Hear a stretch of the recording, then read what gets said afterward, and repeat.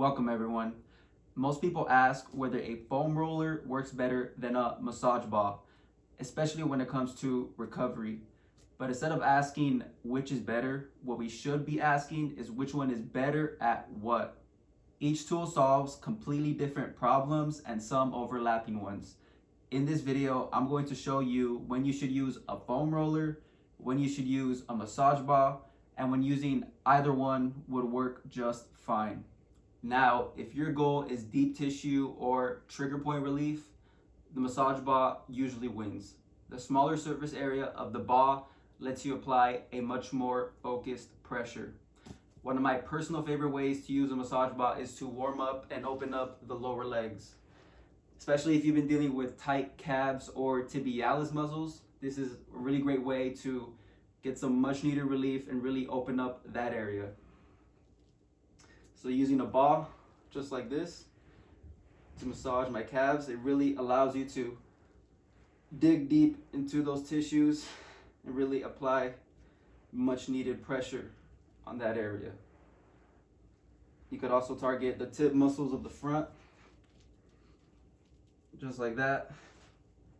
And you would never be able to get this much precision using a foam roller. So the massage ball really helps you get that much needed precision. And this is one of my favorite methods of opening up and warming up the lower legs.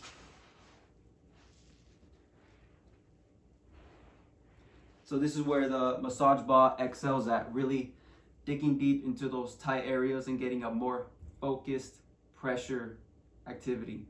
Here is where a foam roller becomes a much better tool.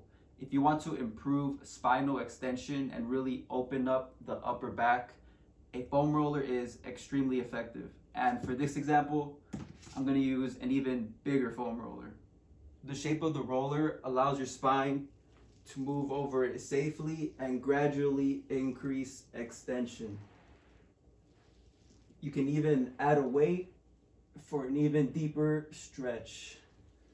Now, a ball can release some pressure in the back, but it cannot guide your spine or increase spinal movement like a roller could.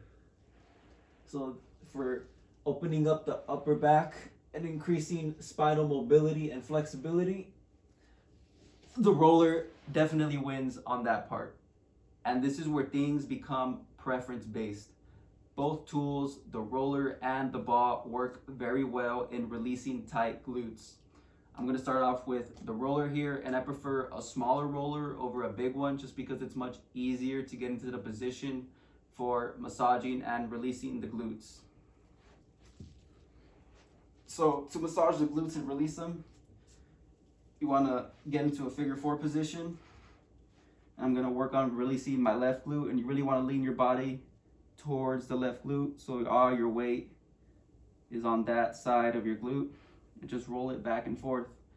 And the roller really provides a much more spaced out, even pressure. It's a much more calm, broad feeling. There's no like specific point it hits. It kind of hits the majority of the glute. It's all spread out.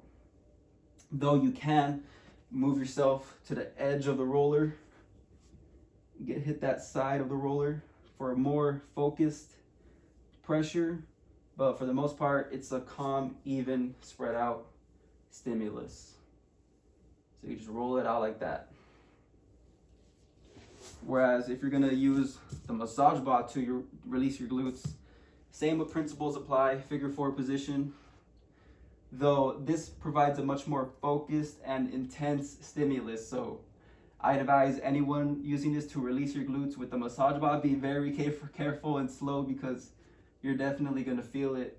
You could really dig deep into those glute muscles and just release all that pressure.